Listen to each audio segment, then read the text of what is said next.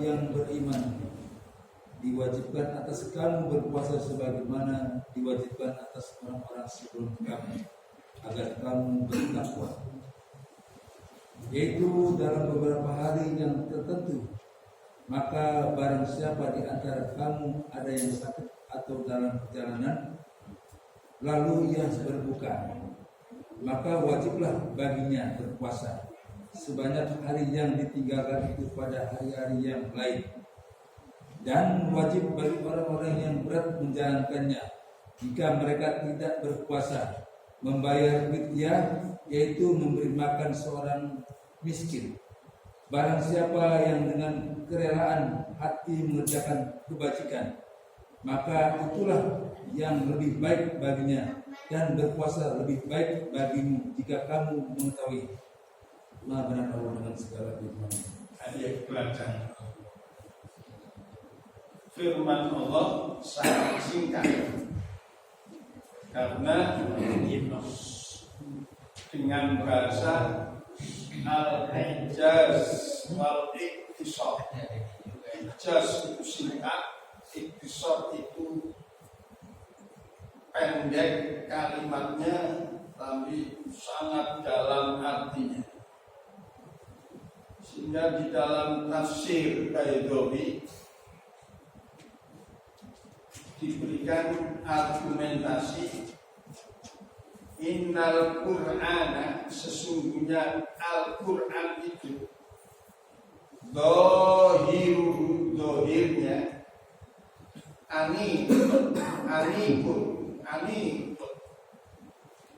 anikun itu ditafsirkan dengan bahasa ayil mukjaf, sangat amat mengherankan. Al-Quran itu kalau dikaji benar itu orang bisa tunduk, bisa gemetar badannya, bisa berdiri bulu romanya. Itu aneh. Sebagaimana satu ayat yang dikirim oleh Nabi Sulaiman melalui burung hudhud kepada Ratu Balqis. Satu ayat. Innahu min Sulaiman wa innahu bismillahirrahmanirrahim alla ta'lu alayya wa'tuni muslim. Ratu Balqis membaca surat yang dikirim oleh Nabi Sulaiman melalui burung hudhud yang tiba-tiba di dadanya gemetar. Badannya gemetar. Bulu Roma ya, berdiri, bergetar. Sehingga seorang ratu yang sangat luar biasa hebatnya, yang pasukannya sudah terlatih, Ratu Balqis manggil pemuka-pemukanya, pembesar-pembesarnya, menteri-menterinya. Dia bilang, aku nggak pernah membaca surat seperti ini. Badanku gemetar, bulu romaku bahasanya berdiri. Tolong bantu aku untuk memecahkan permasalahan. Itu al-ijaz, ani, dohirnya ani ikut. Wa batinnya Al-Quran, dalamnya Al-Quran jika dikaji, jika didalami, amik itu sangat amat dalam. La tanqadi gharaibu, tidak akan habis walaupun dibahas sedalam mungkin oleh manusia yang otaknya berprofesi profesor. Semakin digali semakin dalam, semakin digali semakin dalam. Itu Al-Quran.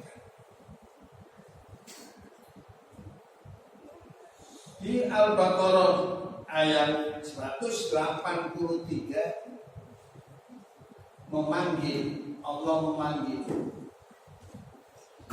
ya ayyuhalladzina amanu.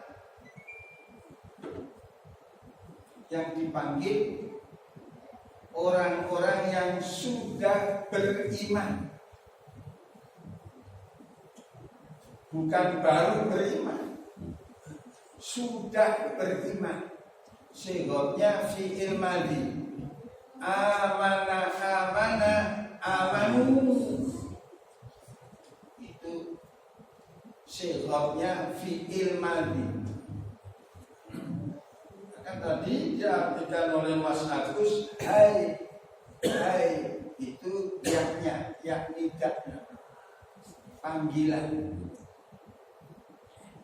Ya ayyuhalladzina amanu, hai orang-orang yang sudah beriman. Kutiba, bukan kataba. Hebatnya sastra Al-Quran.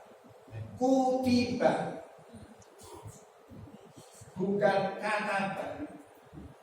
Apa bedanya? Kalau kataba itu mabninya mabni maklum, tapi kalau kutiba mabninya mabni majhul. Itu hebatnya sastra. Kutiba telah diwajibkan, telah difardukan, telah ditetapkan alaikum terhadap kalian asyam, itu naibul fa'il yang tadinya maf'ul. Kalau kata Allahu alaikum asyam, tapi kalau kutiba alaikum syam, kalau supaya kita jadi melihat pakai mata hatimu, ternyata ilmunya Allah itu sangat amat luas. Ilmu kita ini sangat amat sedikit. Persentasenya air lautan. Kalau kita bawa jarum suntik, jarum vaksin, masukkan ke air laut, diangkat. Setetesnya jarum itulah ilmu kita. Kita berbanyak.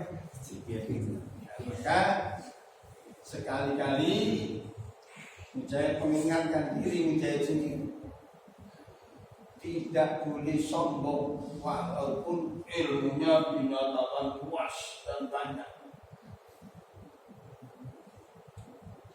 Oleh Allah masih dinyatakan illa qalil, sedikit. Maka wajib belajar, ayo semangat belajar, mumpung masih hidup, gitu. Kalau sudah meninggal, bisa nggak ngaji? Bisa? Enggak. Malah mabni majhul yang dominan, mabni maklumnya nggak ada, gitu. Malah diajiin, gitu, dibacain, disodakoin, disolati, diawali dengan di dan itu mabni majhul. Ya.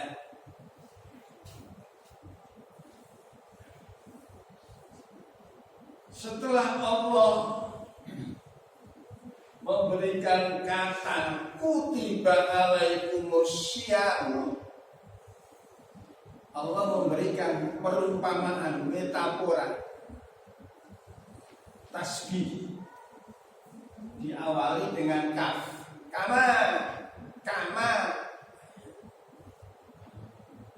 Kamanya itu harfu jarrin lit tasbih, sebagaimana telah aku fardukan, sebagaimana telah aku tetapkan, sebagaimana telah aku fardukan alal ladina terhadap orang-orang min qablikum, sebelum kalian.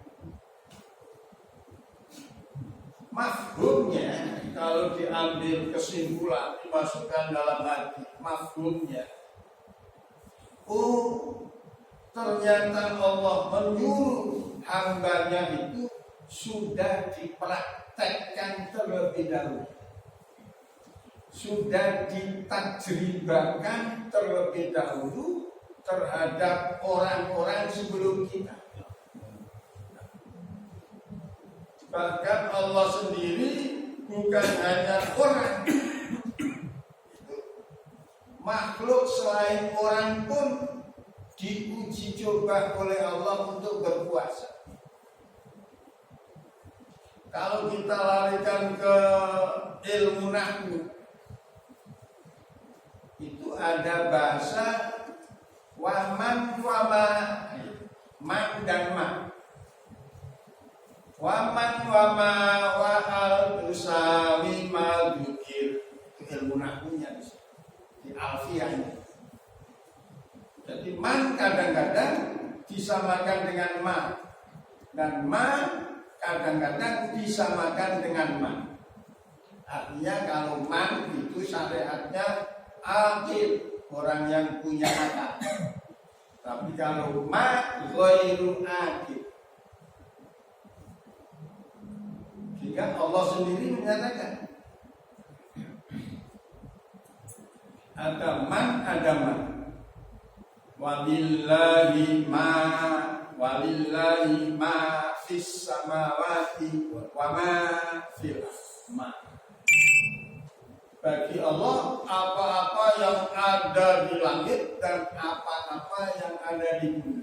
Apa-apa itu isinya dua, ada yang man, ada yang ma. Yes.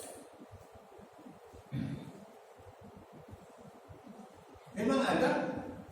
Selain manusia disuruh puasa, ada.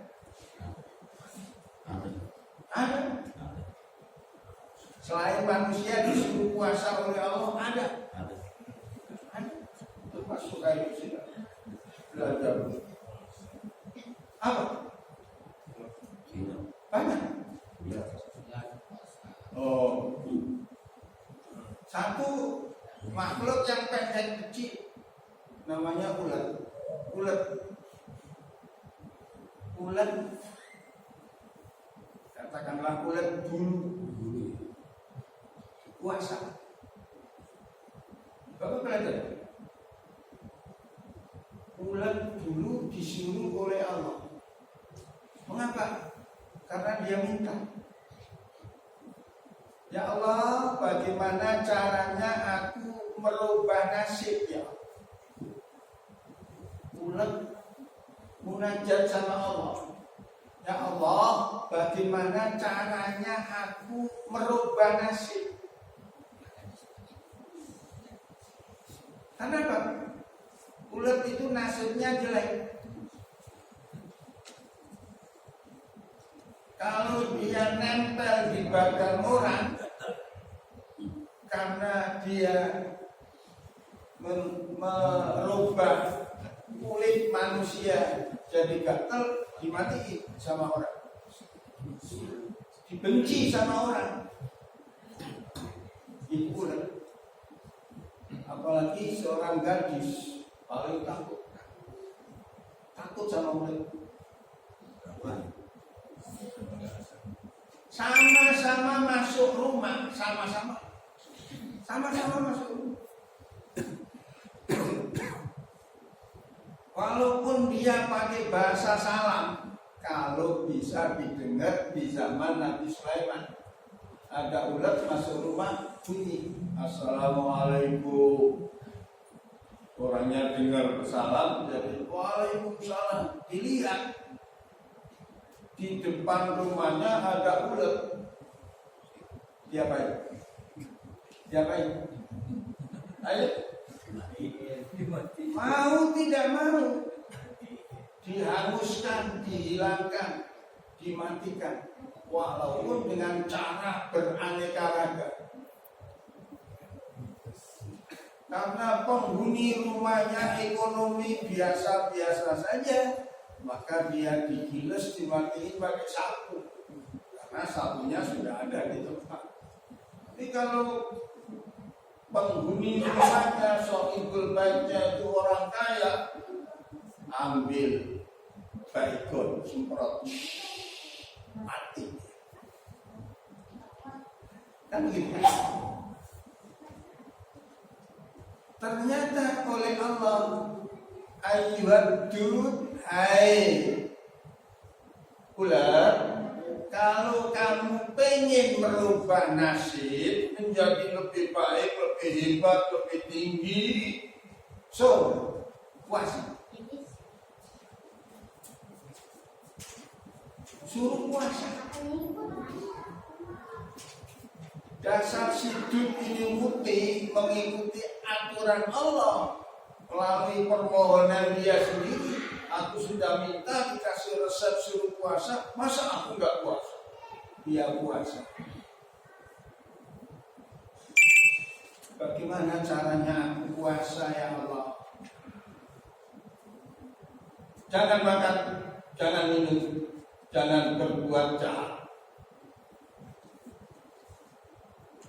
Akhirnya dikasih teknik, cara, sistem supaya tidak makan, tidak